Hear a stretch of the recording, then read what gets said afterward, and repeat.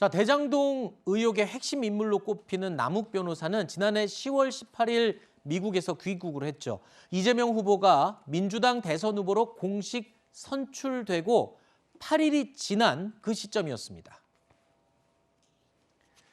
남욱 변호사가 10월 22일 검찰 조사에서 돌연 이런 말을 꺼냈다고 알려졌습니다. 후보가 바뀌었을 수도 있겠다. 검찰이요, 이 말을 듣고 그게 무슨 말이냐라고 되물었더니 남욱 변호사는요, 내가 하는 말이나 정영학 녹취록이 일찍 공개되었으면 민주당의 대선 후보가 바뀌었을 수도 있겠다는 생각이 들어서요라고 자신의 진술 내용을 재차 설명을 했다는 겁니다. 자, 대선을 코앞에 두고 이재명, 윤석열 두 후보가 서로 대장동 의혹의 몸통이라면서 서로에게 주장을 하고 있는 지금, 자, 남욱 변호사의 해당 진술 내용 상당히 의미심장한 내용으로 받아들여집니다. 네, 그렇습니다. 이게 지금 이 녹취록 내용들이 점점 드러나고 있는 것을 보면요. 확실히 그 시간을 이길 수는 없는 것 같습니다. 조금씩 이제 사건의 진상들이 드러나고 있죠. 그리고 유동규 씨 같은 경우는 이재명 후보가 측근이 아니다 뭐 이런 식으로 얘기를 했지만 별다른 관련 경력이 없음에도 불구하고 이재명 후보가 경기관광공사 사장에까지 임명해 줬던 굉장히 가까운 사이였습니다. 특히 이재명 후보가 지금 녹취록에서 나오는 것들을 보면 유동규 씨에게 본인의 선거와 관련해서 많은 도움을 받았던 것이 아닌가. 그리고 그 유동규 씨가 제공한 도움에는 대장동 일당이라고 하는 저 민간 업자들의 도움이 포함되어 있었던 것이 아니냐 하는 매우 구체적인 정황들이 나오고 있습니다. 이런 상황에서 윤석열 후보가 몸통이다라는 것은 굉장히 어불성설인 얘기고요.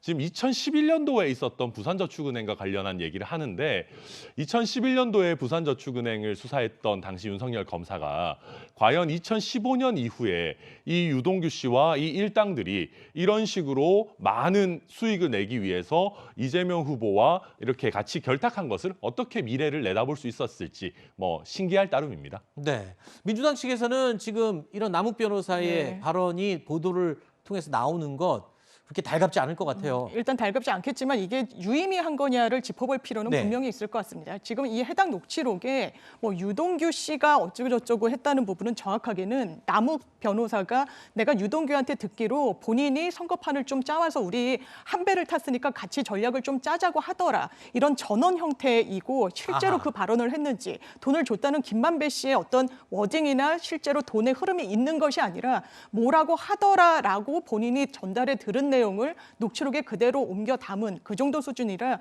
사실 이게 형사소송법상 증거 능력도 이 원 진술자가 나오지 않으면 증거로 채택조차 되지 않는 아주 부실한 증거라는 점. 그리고 남욱 변호사가 지금 검찰에서 내가 좀 더 일찍 들어왔으면 민주당 경선 결과가 달라질 수도 있었겠다. 이게 귀국한 거의 직후에 있었던 검찰 진술인데요. 네. 사실 귀국하면서 JTBC 단독 보도 내용, 그 동행을 했을 때의 내용을 보면 지금 그분이라고 해서 한국에서 난리도 아니던데 이재명 후보한테는 우리가 얼마나 많은 그 어플라이를 해봤겠느냐. 정말 씨알도 먹히지 않더라라는 워딩이 먼저 그 보도를 통해서 나왔습니다. 그 네. 맥락 속에서 본인이 어떤 정세 분석을 하는데 그렇다면 그분만 이렇게 언급이 되어도 난리가 나는 이 상황 속에서 우리가 먼저 귀국했으면 뭔가 판세가 변동됐을 수도 있겠다라는 이야기를 한 것이지 뭔가 개인적인 비위를 알고 있어서 이걸 폭로하겠다는 취지로 읽혀지지는 않습니다. 알겠습니다.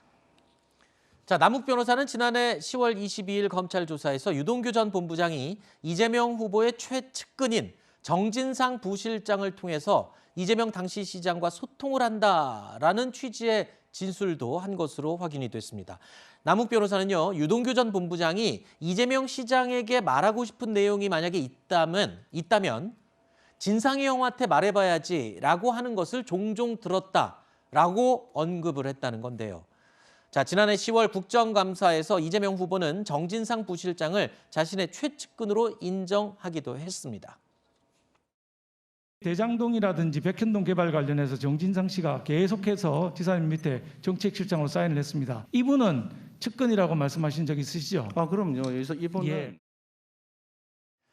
남욱 변호사의 진술 내용에 따르면 이재명 후보의 최측근인 정진상 부실장이 이재명 후보와 유동규 전 본부장 사이에서 이른바 전달자, 메신저 역할을 한 게 아니냐 라는 추정을 가능하게 하는 건데 그렇다면 검찰은 이런 진술을 확보하고도 정 부실장을 바로 소환해 조사하지 않았고 무려 석 달이 지나서야 지난달 16일에 비공개로 소환 조사를 한 사실이 이 노컷뉴스 보도를 통해서 알려진 건데 이 당시에도 이 봐주기 수사가 아니냐는 의혹이 일기도 했었거든요.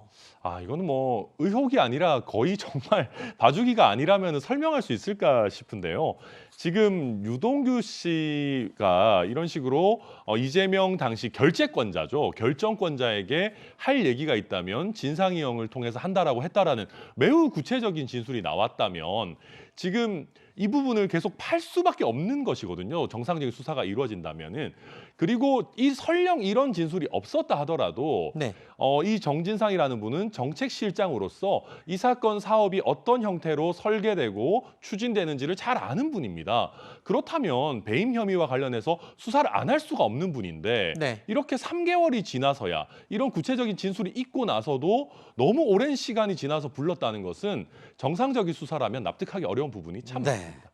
자, 일단 아까 장유미 변호사께서 말씀하신 것처럼 이 해당 남욱 변호사의 이 진술 내용은 본인이 들은 내용을 그렇게 들었다라고 다시 전달하는 내용으로 지금 공개가 된 상황이어서 글쎄요, 이 사실 관계 확인에는 또 추가로 더 확인 시간이 충분히 필요할 것으로 보입니다.